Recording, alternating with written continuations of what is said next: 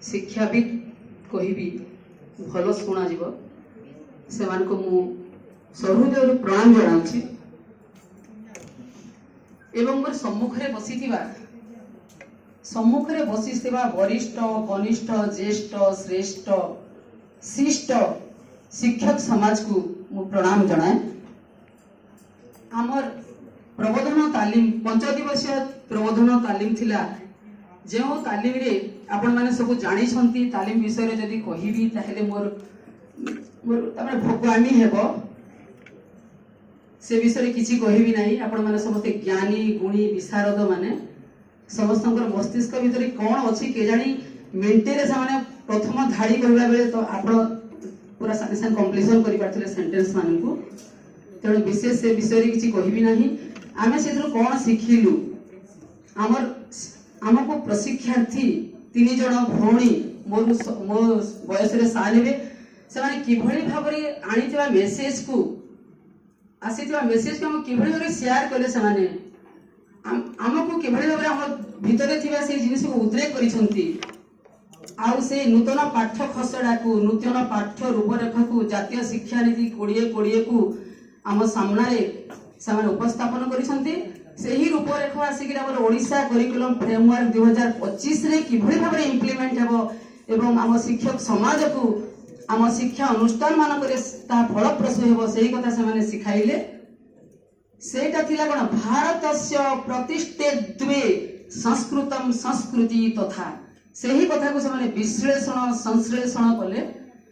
आम भारत वर्ष रे जो ज्ञान परंपरा आम भारत रो जो संस्कृति आम भारत रे थिबा जो संस्कृत भाषा आम भारत रे थिबा से इतिहास ऐतिह्य कला स्थापत्य भास्कर्य जहा जहा थिला से गुडी को किभली भाबरे आमे पुणी पुणी मने पकाइबा माने आमे भूली जाइथिबा कथा को किभली आमे मेमोराइज माने मने पकाइबा से कथा को समान उपस्थापन कले।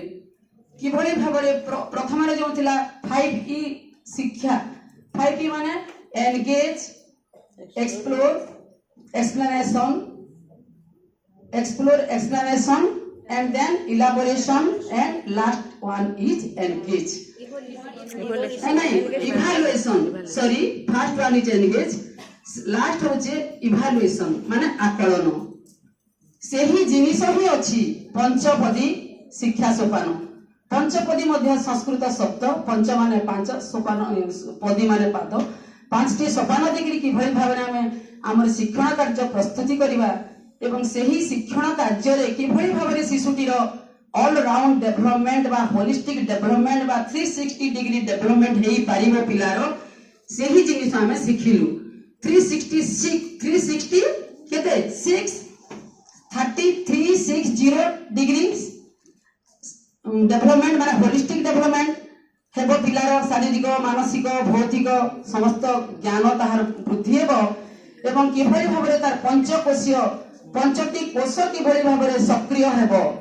पंचकोश कथा भी आपण माने जानिले बहुत कथा शिखिले आमे माने कोन शिखिले आमे माने शिखिले प्रथम रे हमर मां हम पई गोटे पनीर तरकारी तयारी करथुले। पनीर तरकारी को प्रथम रे मां माने कहथुले छेना तरकारी रे आम छेना तरकारी से ही पनीर को एवं कौन कर पनीर लटपट पनीर हैदराबादी पनीर भुर्जी सेमती नामकरण कर माने से ही पनीर तरकारी से इनग्रेडिएंट भी समान से ही जीरा मसला से ही प्याज रसुण अदा सब जिनिस से पड़ूला किंतु तार ना थिला छेना तरकारी केवल छेना तरकारी माँ मैंने कहते से तो सुंदर सुहा जाऊला जबकि आमर प्रथम रे थिला 10+2 तापरे 5+3+3+2 माने हमर ढांचाटा केवल बदली जाइछि किंतु सेही जिनिस सेही परंपरा सेही ज्ञान परंपरा सेही ऐतिह्य सेही भास्कर्य सब जिनिस ठीक भाबरे सेही भली भाबरे अछि सेही जिनिस को केवल उद्रेक करा जाइछि एवं हमर पंचपदी रे सेटा के हम शिखिबा। पंचपदी माने कोन अदिति बोध तापरे कोन अदिति बोध अभ्यास प्रयोग प्रसार सेही पंचपदी रे आमे सेटा को आमे कोन करबा सेतरे फिटिंग करबा। आ जो 5E रे पढुला एबे सेटा केवल बदली जाइछि केवल नाम बदलिछि समान जिनिस आमे केवल आउ टिके सचेतन हेई करी सेही जिनिस को हम जीवन रे आमे जदी कोन करबा जीवन जदी उपयोग करबा ତାହେଲେ ଆମର ଶିକ୍ଷା କ୍ଷେତ୍ରର ଆହୁରି ଆଗକୁ ବଢିବ। ପିଲାଟି କେବଳ ତାହାର ଏମ୍ କଣ, ତାହାର ମୋଟୋ ହଉଛି ଭଲ ମଣିଷ ଗଠନ କରିବା। ଆମର ଜାତୀୟ ଶିକ୍ଷାନୀତି 2020ରେ କେବଳ ଭଲ ମଣିଷ ସେ ଶିକ୍ଷା କରିବ, ଭଲ ମଣିଷ ଗଢିବ। ସେହି ଭଲ ମଣିଷ ମାନେ ଆମେ ସମସ୍ତେ ଆମ ବିଦ୍ୟାଳୟରେ ସେହି ପିଲାକୁ ତାର ମୂଲ୍ୟବୋଧ, ତାର ଜ୍ଞାନ ବୋଧ, ତାର ସବୁ ଉଦ୍ରେକ କରି ତାହାର ସୁନ୍ଦର ମୂଲ୍ୟବୋଧ ଆମେ ଦେଇ ତାର ସ୍ୱଭାବରେ ପରିବର୍ତ୍ତନ କରିବା, ତାର ପରିଚୟରେ ପରିବର୍ତ୍ତନ କରିବା, ତାର ରହଣୀରେ ପରିବର୍ତ୍ତନ କରିବା, ତାହାର ଶିକ୍ଷାରେ ପରିବର୍ତ୍ତନ କରିବା, ତାହାର ଆତ୍ମବିଶ୍ୱାସରେ ପରିବର୍ତ୍ତନ କରିବା, ତାହାକୁ ବିଶ୍ୱାସ ଜନ୍ମାଇବା, ତାହାକୁ ଗୋଟେ ଭଲ ମଣିଷ କରିବା, ତାହାକୁ ସମାଜ ଆଗରେ ଛିଡ଼ା କରିବାର ତାହାକୁ ସକ୍ଷମ କରାଇବା। ସେହି କାମ ହଉଛି ଆମ ଶିକ୍ଷକ ମାନଙ୍କର। ତେଣୁ ଆପଣମାନଙ୍କୁ ମୁଁ ଯଦି ଭାଷଣ ଦେବି, ଭାଷଣ ବାଜି କରିବି, ତାହେଲେ ଆପଣ ଭାଷଣ ଦେଉଛି କହିବେ। ତେଣୁ ମୁଁ ଆଉ ଭାଷଣ ବାଜି କରିବି ନାହିଁ। କେବଳ ଛେନା ତରକାରୀକୁ ଆପଣ ଏତେ ପନିର ଲଟପଟ ବୋଲିକିରି ଆପଣ ଭାବନ୍ତୁ। ଆଉ ସେହି ପଞ୍ଚପଦୀକୁ ଆମେ ବ୍ୟବହାର କରିବା।